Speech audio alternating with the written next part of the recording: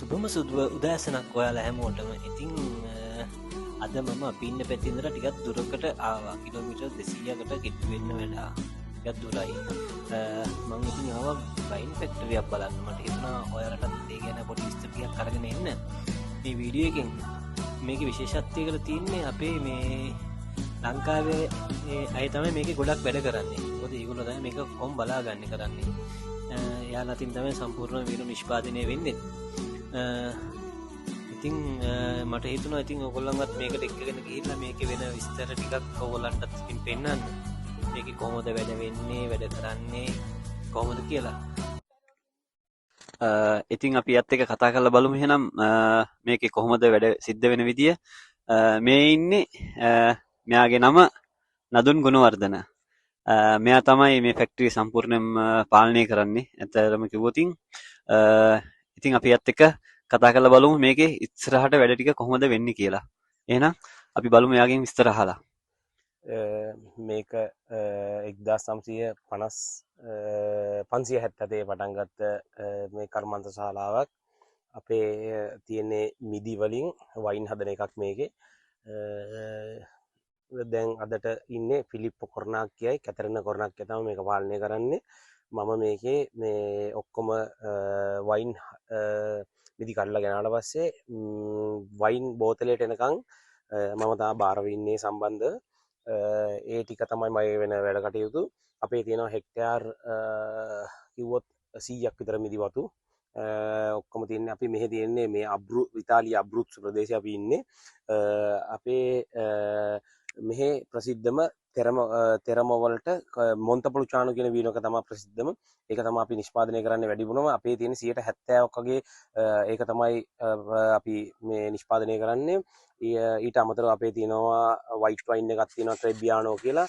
ඒක මේ ඉතාලියේ අබ්රුත්සෝ වල තෙරම වලට තියෙන ප්‍රසිද්ධම වීනෝ එකක්.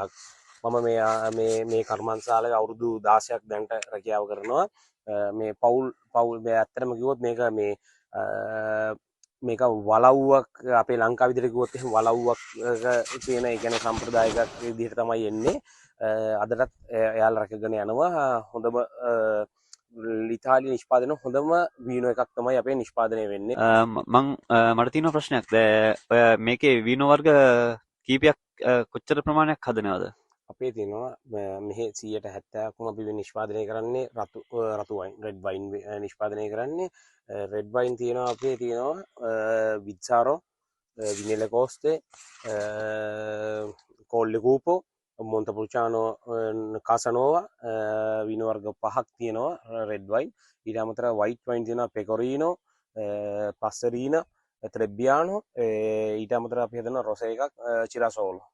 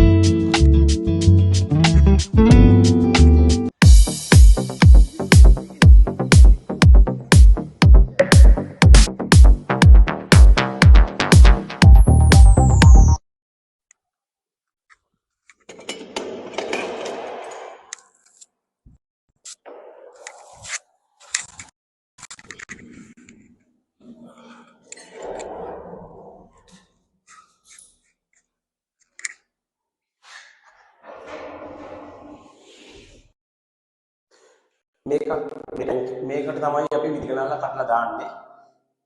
මේකට දාන්න කලින් අපි මේක සෝඩා කියන එක දාලා විස බීජ හරණය කරන්න අපි දාන අමුද්‍රව්‍යයක් දාලා 100%ක්ම විස බීජ හරණය කරලා තමයි මේක පිරිසිදු කරලා තියෙන්නේ. මේක අපි කිව්වොත් සාමාන්‍යයෙන් අපි කන පිඟානක් වගේ. ඒ තරම් පිරිසිදු වෙන්න ඕනේ මේ දේ.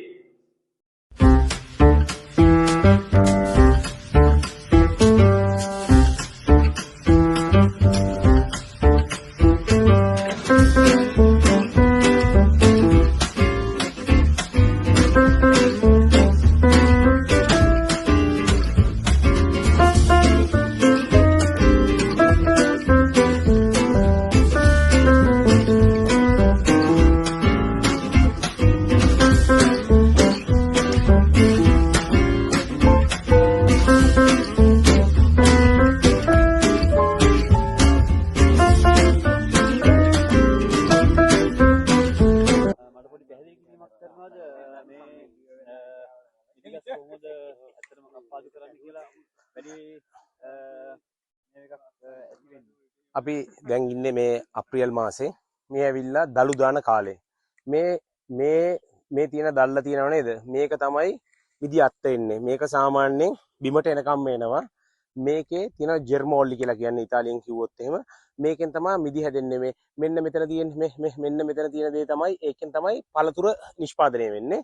ඊට පස්සේ දැන් මේක හැදුනහම මේක ලොකු අත්තක් විදිහට හැදෙනවා.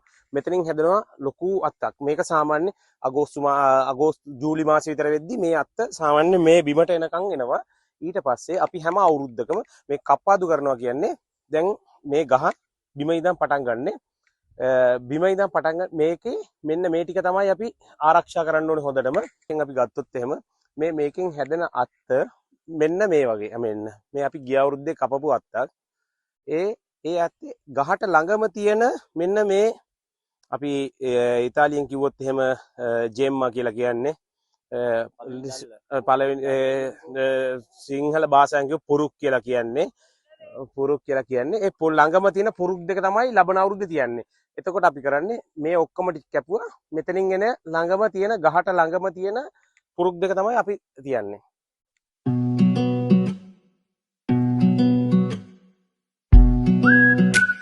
ඇවිල්ලා දළු දාන කාලේ. එතකොට අපි මේකෙන් කරන්නේ අවශ්‍ය නැති ගහට අවශ්‍ය නැති හැමදේම අපි අයින් කරනවා. ඒ කියන්නේ මේ බිම ඉඳන් මේ ගහට යන්න ඕනේ සාරත්වය ඔක්කොම ලැබෙන්න අවශ්‍ය නැති දේවල් අපි අයින් කරනවා. ඒක තමයි මේ කාලේ තියෙන රැකියාව අපේ කර්මන්තශාලාවේ තියෙන්නේ. දැන් අපේ මේ ඉන්නවා මේ අපේ දෙන්නෙක් මල්ලිලා දෙන්නෙක් ඉන්න වැඩ කරනවා.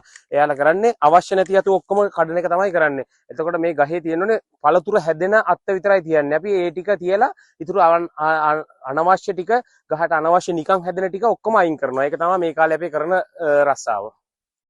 අගෝස්තු සැප්තැම්බර් මාසෙ විතර මිදි කඩලා ගෙනාවට පස්සේ මෙතන තමයි මුලින්ම අපි බර කිරන්නේ. එතකොට ට්‍රැක්ටරේ ටේලර් එක තමයි මෙතන දෙන්නේ. ට්‍රේලරේ බර අයින් කරලා මිදි ප්‍රමාණය කොච්චර ගෙනවද කියලා අපි ඒක අනිවාර්යෙන්ම බලන්න ඕනේ. මොකද ඒකට අවශ්‍ය අමුද්‍රව්‍ය ඊට පස්සේ දාන්නේ. ඒ කියන්නේ හැම දෙයකටම විස බීජ නාශනය කරන්න ඕනේ හැම වෙලේම. ඒ කියන්නේ මිදි තියන්නේ පිරිසිදු කරපුවා නෙවෙයිනේ. ඒකේ වැය මකුළුව ඉන්නවා, දූවිලි තියෙනවා. ඒට අවශ්‍ය දේ විතරක් අපි දානවා මේක නිෂ්පාදනය කරන්න. එතකොට ගෙනාවට පස්සේ ඒ ටේලරේ මෙහෙම දානවා මෙතනට වටනවා අපි මිදි ටික ඔක්කොම. මිදි ටික ඊට පස්සේ මෙතනින් වැටලා මේ තියෙනවා මේ මැෂින් එකක්. ඒ මැෂින් එකෙන් නටු ටික විතරක් අයින් වෙලා පොතුයි ඒ දියරයයි ඔක්කොම අපි ටැංකිය වලට දානවා. මම පෙන්නන්නම් දැන් ඒ තියෙන ටැංකි ටික. දැන් අපි මේ නටු ටික අයින් කරලා මිදි පොතුයි මිදි යුෂයි ඔක්කොම මේ ටැංකිය වලට තමයි දාන්නේ. එතකොට දාද්දි ඒක තනිකරම සීනි තියෙන්නේ. ඒ සීනි වලින් ඊට පස්සේ ඒ සීනි අපි පැහෙන්ඩ දානවා ඊස්ට් දානවා. ඒක පැහුනට පස්සේ පොතු ටික උඩට යනවා, වයින් ටික යට එනවා. ඊට පස්සේ අපි මේ ටැංකි වල මෙතනට තියෙනවා අපේ තියෙන මැෂින් එකක් තියෙනවා යටට. ඒක තියලා ඊට පස්සේ මුලින්ම ලික්විඩ් එක ගන්නවා. ලික්විඩ් එක අරන් ඊට පස්සේ පොතු ටිකත් අපි තලා ගන්නවා. පොතු ටික තලා ගන්න මැෂින් එක මෙතනට යට දිනා මේ අවශ්‍ය ප්‍රමාණයට අපි ඕන වෙලාවට මේක අර ගන්නවා, වහනවා, ඒ දේවල් කරනවා අවශ්‍ය විදිහට. ඊට පස්සේ අපි ටැංකිය වලට ඒ මිදි ටික යවනවා අපි. මේ ටැංකිය එක සාමාන්‍යයෙන් ඒ පළතුර මිදි වුණා මිදි ගෙනාවට පස්සේ තලපු මිදි ගෙනාවට පස්සේ ඒක සීනියගේ උඩට ගියාම සීනියගේ නැති වෙලා ඇල්කොහොල් වුණාම පොතු ටික උඩට යනවා වයින් ටික යටට තියෙනවා එතකොට වෙන වෙනම තියෙන්නේ නමුත් මේ තියෙන්නේ හොඳම මේ ඉතාලියේ තියෙන හොඳම නවීකරණම උපාංග තුනක් මේ තියෙන්නේ මේක පොතුත් එක්ක වයින් එක මැද තියා ගන්නවා. ඒ කියන්නේ ලික්විඩ් එක උඩට යන්න නොදී මෙහෙම බැඳලා තියා ගන්නවා. ඒ තමයි මේ නවීනකරණම මැෂින් තුනක් තමයි මේ තියෙන්නේ.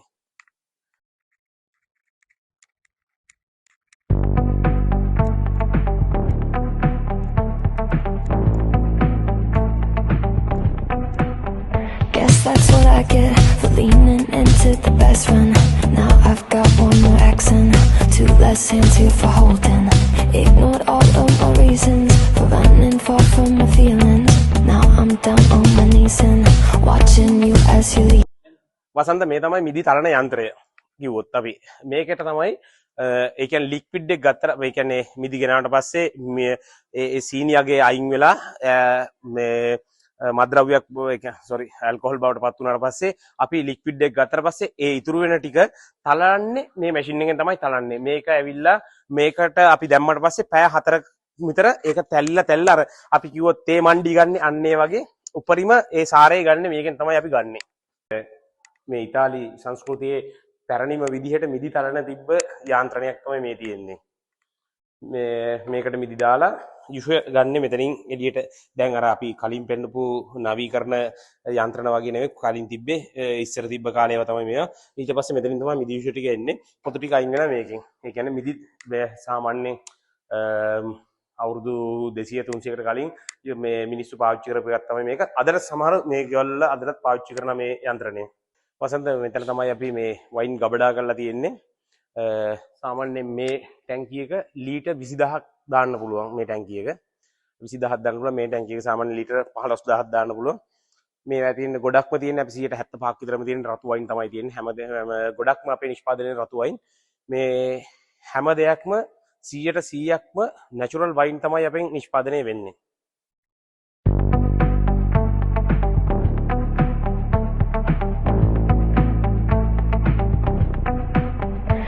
That's what I get for leaning into the best friend. Now I've got one more accent, two less hands here for holding. Ignored all of my reasons for running far from my feelings. Now I'm down on my knees and watching you as you're leaving. මේ තමයි අපේ තියෙන මේ වයින් ටැංකිය එකෙන් ටැංකියට මාරු කරන්න පිරිසුදු කරන්න ඕනනම් අපි පාවිච්චි කරන්නේ මේ මැෂින් තමයි පාවිච්චි කරන්නේ මේ එකකට හැම එකම වෙනස් තියෙන දේවල් ඒ කියන්නේ වයිට් වයින් වලට වෙනයි රෙඩ් වයින් වලට වෙනයි මේ ඇත්තම කිව්වොත් හරිම සතුටුයි මෙන්න මේක තමයි මම ආසම මැෂින් එක මේක ඇවිල්ලා නිෂ්පාදනය කරලා තියෙන්නේ 1970 ගණන් වල අදටත් මේ ඇත්තටම කිව්වොත් පට්ට මේ මාර මම හරිම ආසයි මේ යන්ත්‍රණේ වැඩ කරන්න මොකද මේ හරිම ක්‍රියාශීලී යන්ත්‍රණයක් මේක මේ මන්සීනි කියලා මේකට කියන්නේ යන්ත්‍රණය මන්සීනි යන්ත්‍ර මම හැම වෙලෙම පාවිච්චියට ගන්න මේ පරණම අපේ තියෙන මේ පොම්පය වයින් ටැංකියෙන් ටැංකියට මාරු කරද්දී හරි වයින් වල පිරිසුදුතාවය බලද්දී හරි අපිට අවශ්‍ය හැම දෙයකටම අවශ්‍ය උපකරණ තමයි මේ පිළිවෙලට හැමදේම තියලා තියෙන්නේ අවශ්‍ය වෙලාවට ඒ කියන්නේ හැමදේම මේ කියන්නේ ඒ අවශ්‍ය ප්‍රමාණය මේක ඇවිල්ලා මිලිමීටර් 61 මිලිමීටර් 50ක 40ක අවශ්‍ය වෙලාවට හැමදේම පිළිවෙලට තියෙන්නේ ආව ගත්ත විතරයි තියෙන්නේ ඒ කියන්නේ හැමදේම පිළිවෙලට තියලා තියෙන්නේ මෙතන අපිට ඕන විදිහට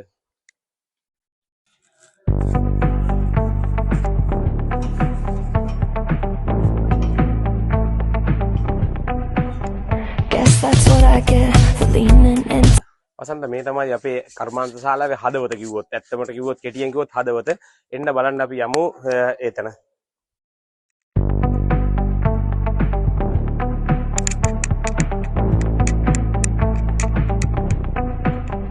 Guess that's what I get for leaning into the best friend. Now I've got one more accent. වසන්ත ඇත්තටම කිව්වොත් මේ තමයි අපේ කර්මාන්ත ශාලාවේ හදවත මේක තමයි ට්‍රැඩිෂනල් වයින් ඇත්තටම කිව්වොත් මේක තමයි මේ 100%ක් නැචරල් වයින් තමයි මේවෙන් හැදෙන්නේ. බලන්න මේකට දාන්නට පස්සේ අවුරුදු 4ක් මේකක අපි පරණ කරනවා. එතකොට මේකේ මේ ලීය රහ තමයි එන්නේ වයින් එකට. ඒක තමයි ටේස්ට් එක. මේකේ ඒ වර්ගයෙන් වර්ගයට වෙනස්. මේවේ තියෙන මේ ලීය වෙනස්. මේකේ තව ලී වර්ගයක් තියෙන්නේ. මේවා තියෙන තව ලී වර්ගයක්. ඒ ලී වර්ගෙන් වර්ගයට රසය වෙනස් වෙනවා.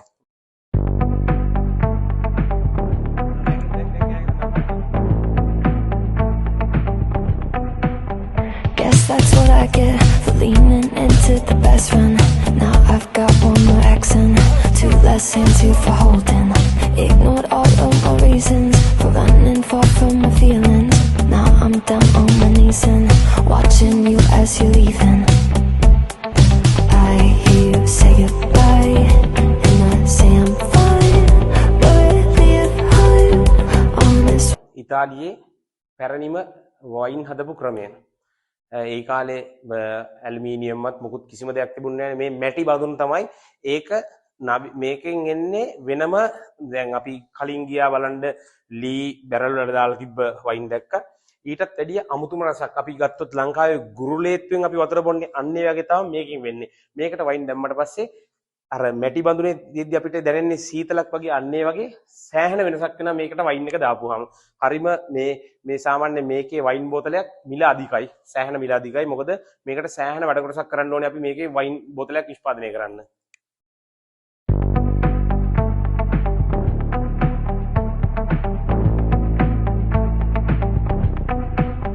Guess that's what I get for leaning into the best friend. Now I've got one more accent, two less hands here for holding. Ignored all of my reasons for running far from my feelings. Now I'm down on my knees and watching you as you. මේ බෝතල් කරන ස්ථානය වයින් bottle එකකට ගන්න ස්ථානය. එතකොට මෙන්න එන්නකෝ අට මම පෙන්නන්න. වයින් ටැංකියේ පම්ප් එක අපි වයින් ෆිල්ටර් කරලා මුලින්ම ෆිල්ටර් කරනවා. ඒකේ තියෙන බැක්ටීරියා ඔක්කොම අයින් කරලා අවශ්‍ය සර්ටිෆිකේට් ඔක්කොම ගන්නවා. ඒ කියන්නේ මේ වයින් එක මුදා හරින්න පුළුවන්. ඒ කියන්නේ සමාජයට ඒ කියන්නේ ඔක්කොම 100%ක්ම මේක නැචරල් වයින් එකක් අපි නිෂ්පාදනය කරන්නේ. ඒක ඊටත් කලින් අපි ඇත්තම මට අමතකුණා කියන වසන්ත ඒක කිව්වොත් එහෙම අපි මිදි කඩන කාලේ ඉඳන් බෝටල් එකට එනකම් ඇත්තටම කිව්වොත් එහෙම 30කටත් වැඩි 40 සැරයක් විතර අපි ඒක චෙක් කරනවා මේ වයින් එක හොඳයිද කියන එක. ඒක සර්ටිෆිකේට් එක ගත්තට පස්සේ තමයි බෝටල් කරන්න ගන්නෙ. ඒ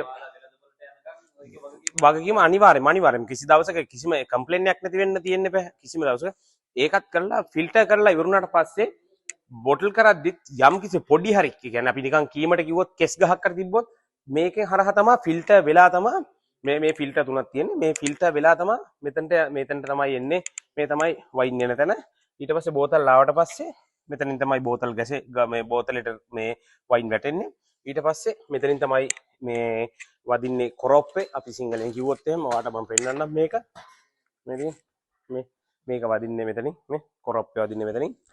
ඊට පස්සේ කොරොප්පේ වැදුනට පස්සේ ඊට පස්සේ උඩට වදින කැප්සූල් එක ඉතින් මේක බෝන හැම බොටල් එකකට වදින එක ඒක වදිනවා. ඊට පස්සේ මෙතනින් තමයි ස්ටිකර් එක වදින්නේ. මෙතන තමයි ස්ටිකර් එක වදින මැෂින් එක. ඒ අවශ්‍ය ස්ටිකර් තියෙන. ඒ කියන්නේ අපි ඇමරිකාවට යවන්න ඕනේ ඇමරිකාවට අවශ්‍ය ස්ටිකර් එක, ජපානයට යවන්න ජපානයට යවන්න ස්ටිකර් එක, ඉතාලියට යුරෝපයට අවශ්‍ය ස්ටිකර් එක. ඒ ඔක්කොම වදින්නේ මෙතනින්. ඊට පස්සේ මෙතන ඉන්නවා අපි 3 දෙනෙක් ඉන්නවා. රන්දික මල්ලි ඉන්නවා, කුසල් මල්ලි ඉන්නවා, අර්නාල්ඩෝ අපේ අනිවාර්යෙන් මතක් කරන්න ඕනේ මේ ආයතනයේ හිටපු අවුරුදු 30ක් වැඩ කරු මටත් වැඩිය මේ පළපුරුදු තියෙන සේවකයෙක් ඉන්න අර්නාල්ඩෝ මමත් ඉගෙන ගත්ත හැමදේම එයාගෙන්. ඒක අනිවාර්යෙන් මතක් කරන්න ඕනේ. අපි ඉන්න 3 දෙනෙක්. ඊට පස්සේ පැලට් වලට ගහලා මේ තමයි තියෙන්නේ නිෂ්පාදනය වෙන අපේ වයින්. අත්‍තරම කිව්වොත් මුළු ලෝකෙටම යනවා. මේ අපේ ලංකාවට නම් යන්නේ නැති අපේ පොඩි රටක්. මේ යුරෝපේ හැම රටකට යනවා, ඇමරිකාවට යනවා, ජපානට යනවා. ඊට අමතරව මෙහි රෙස්ටුරන්ට් වලට අපේ සුපර් මාකට් වලට හැම එකටම මේ අපේ වයින් යනවා. බොන්ජෝර්නෝ. හොඳින් ඉන්න මල්ලි? වයින් මල්ලි තියෙනවා. ඉතින් මොනවාද ඔයාලට අවශ්‍ය වයින් බලන්න අපේ තියෙනවා මේ. එහෙමද? මල්ලි අපේ තියෙනවා මෙහෙමයි වයින් වර්ග දෙන වයිට් වයින් එකක් තියෙනවා පස්සරීනා පෙකොරිනෝ කියලා එකක් තියෙනවා ට්‍රේබියානෝ කියලා එකක් තියෙනවා එතන රොසේ චිරසෝලෝ රෙඩ් වයින් එකේ නෝමල් එක මේක ඊට පස්සේ මේක බ්ලෙන්ඩ් එකක් මල්ලි මේක මේ අපේ ප්‍රසිද්ධම මල්ලි බෘත්සවල මොන්තපුල්චානෝ කබර්නේ මෙර්ලෝ කියන තුනම මික්ස් කරපු එකක් මේක කෝල් එකෝපෝ කියලා. මේක මල්ලි ඇවිල්ලා විත්සාරෝ. මේක අපිට 2007 වීනිටල් එකේ ගෝල්ඩ් මෙඩල් එකක් හම්බුණා මේක. මේක මල්ලි අවුරුදු මේක බලන්න මේ වයින් එක මේ 2013 මිදි කඩපු එකක්. 2013 මිදි කඩපු එකක්. මේක අවුරුදු 8ක් අපි ලී බැරල් වල තියලා තියෙනවා. ඊට පස්සේ අර අපි පෙන්නවා ගිහින් අපේ වීනෝ බැරල් තියෙන තැනක් තියෙනවා මල්ලි ලී උදන් තියෙන. ඒකේ අපි පොඩි බැරල් වලට තමයි මේ විත්සාරෝ කියන එක හදන්නේ. ලොකු ඒවා තමයි විනෙල කෝස්ට් කියන එක හදන්නේ. ඒ ලී වර්ගෙන් වර්ගෙට ටේස්ට් එක වෙනස් වෙනවා. ඊට අමතරව අපි පෙන්නුවේ අර මැටි බඳුන් වල ආම්ෆොරා කියන එකට. ආම්ෆොරා වල හදන වයින් එක තමයි මේ පොජ්ජි වරානෝ කියලා තින්නේ. වයිට් වයින් එක ඒක. මේක රෙඩ් වයින් එක ඒක.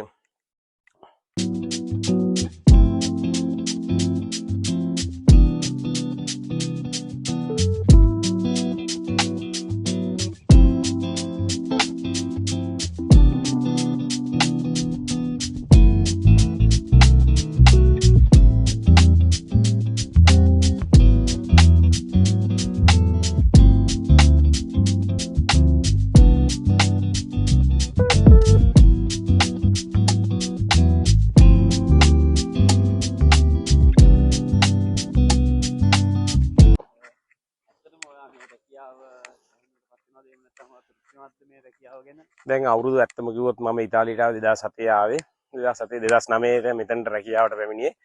ඇත්තටම කිව්වොත් මගේ ජීවිතේ වෙලා තියෙන මේ රස්සාව ඇත්තම කිව්වොත් මිදි ගහේ සිට වයින් බෝතලයට ගෙනකන් කොහෙට හරි ගිහින් ඩිලිවර් කරනකන්ම ඒ ඔක්කොම හැමදේම ඇත්තටම දැනගත්තා.